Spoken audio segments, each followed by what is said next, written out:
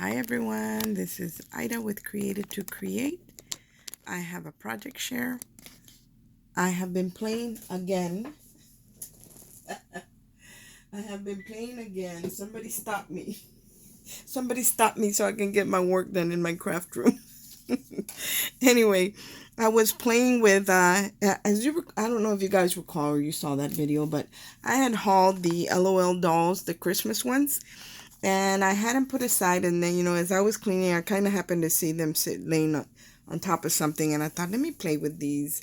I have glossy accents all over the place. Anyway, I said, let me play with this. Let me see what I can come up with. And this is what I came up with, these snow globes with the LOL girls. And I will share with you which die that I use. The snow globe that I use is the one that comes with the Santa. This snow globe is actually perfect for these dolls. I do have other snow globes, but they're too small. And this one, and I picked mine up on Amazon. I don't know if you can get it anywhere else. You probably can, but I purchased mine on Amazon. And I will see if I can post a link to it. Anyway, so that's the one that I use for this. And I also use my these Spellbinders Nestabilities dies. And I think I picked these up on Amazon as well. And I will post the link to these. And I use not the largest one, but the second one down or in. That's the one that I used to create these.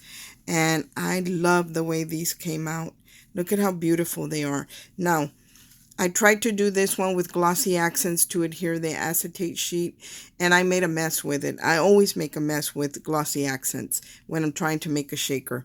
So, and I didn't like the way it ended up. But I had gotten some residue from the glossy accents, and I got a damp rag, and I tried to wipe it off, and it wouldn't come off. So then I sprayed some alcohol on a cloth, and I wiped it and kind of took the copper color off, and you can see the silver underneath, but I kind of like that look, so I did it all the way around the snow globe and at the bottom here, and I think I like the way it looks. I liked it all copper, but I wasn't about to waste. And once I did that, I thought, oh, that looks kind of cool.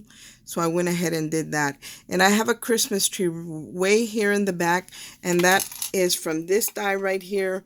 This die was gifted, I think, during the Not So Secret Santa swap. The only thing with this die, it's very hard to get the tree out, and because these are little coils, it kind of loses its shape some, but I kind of like the wonkiness of it. That's the tree you see back here in the plaid. And then I did the smaller one that I got from another die set. Let me share that one with you. That one is this snow globe. See this snow globe die by hot off the press? This globe is too small for the LOL girls. They're too big for this. So this didn't work, but the other one did. So anyway, I used this little tree right here from this die and to make the second little tree up here. And then I added a little star sequin to the top of the tree, and I think she looks really, really pretty. I put some shaker bits, snowflakes, and glitters and stuff in there. And then this December 25th, this came from, I think this is on my Creative Times die right here. And I bought this last year and didn't get a chance to play with it, but I had seen Miss Betty, who is Scrap Passion 01, I think. And she had used this on some of her projects, so I looked for it and I found it, and it is my Creative Times, and it wasn't very much, guys. But anyway, I decided to go ahead and use it here because of her red ties and the red bow on her hair, and I like the way it looks. And these are poinsettias, recollection poinsettias that I picked up either at Hobby Lobby or Joann's. And then I added like an acrylic or a plastic snowflake right there. And I really like the results.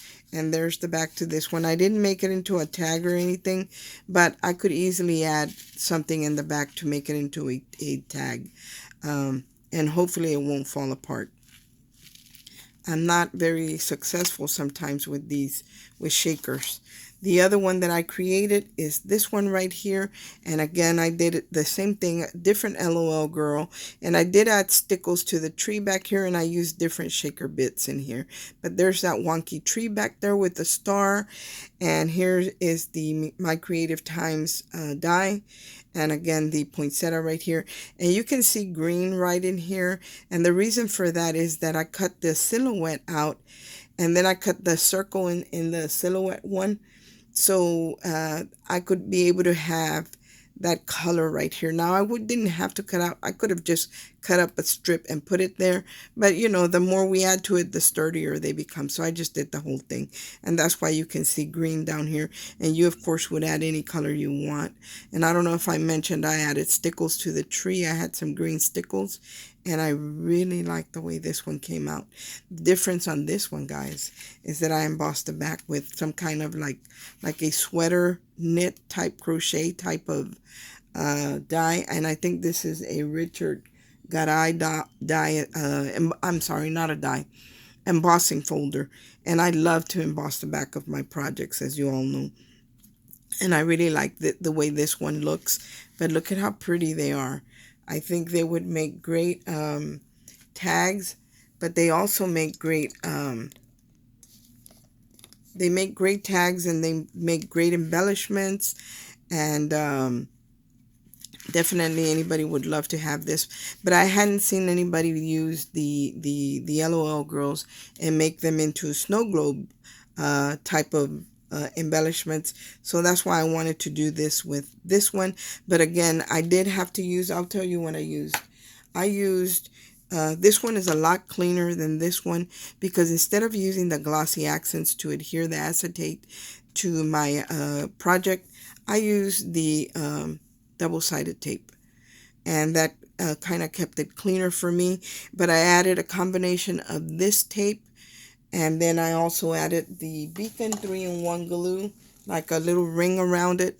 This one, the Beacon 3-in-1, to kind of for that added security, and hopefully it won't come apart with time and, you know, lose everything that's in the what do you call it, in the shaker. So that's what I used. And I did pop up the girls. I did put them up on dimension, and she's like on single dimension, but the little tree right here, I doubled the dimensional tape. That way it would be different layers. So I had the flat tree on the back, then she was on foam tape, and then the tree right here was on double foam tape. But because I used that very thick foam to cut out, and yes, your dies, even though they are the thin dies, they do cut through this thick foam. They really do. So I was able, like I said, I cut it out of the very thick foam that you can get from Hobby Lobby. And you know, there's the foam board too that has kind of sponge in the middle. I think that would work as well. And what I like about that is that it has paper on the front and the back, so that would be easy to adhere from paper to paper. It's harder when it's something that has metallic, or the acetate, something like that's a little bit harder. But the foam core paper board, I think you could use that as well, and I believe it will cut.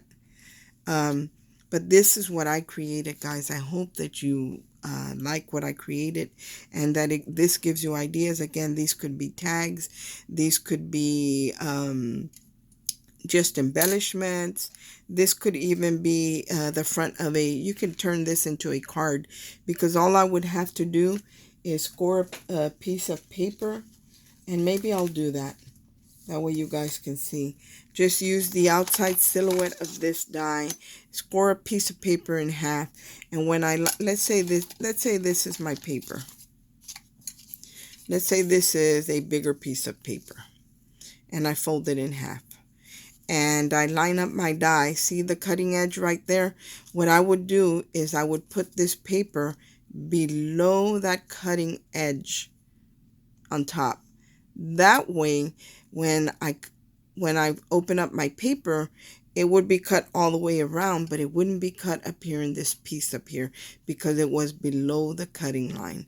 So that's how you would, I hope you can see that. That's where you would line up your paper to make this into, or you can do it on the side as well. If you want it to be a side folding card, of course you would line up your paper to cut it right there, right below the cutting line. That way it doesn't cut where you scored, and then it would cut everything else, and you could just open it up like this. So that's another great idea for a card, and maybe I will make one like that. I'm not sure if I did any kind of cards like that last year. I don't think so. So maybe I'll do something like that. But look at how beautiful. Look at how beautiful these look. And you can put quite a bit of bits in here, guys, because it's kind of, the foam is kind of thick. It's not exactly 1/4 of an inch, but it's pretty thick. Well, it is actually probably about 1/4 of an inch, but by the time you run it through your machine, it does smash it down a little bit. And so that, you know, you lose a little bit of that, but pretty much it doesn't. And you don't have to keep adding layers and layers and layers of the die cut to get the thickness you need for the shakers. So that's what I created, guys. I hope that you like what I created, and I hope that you try it. I will try and find the links to everything that I use, and I will link them in the description box. Thanks for watching. Everyone have a great day, and God bless. Bye.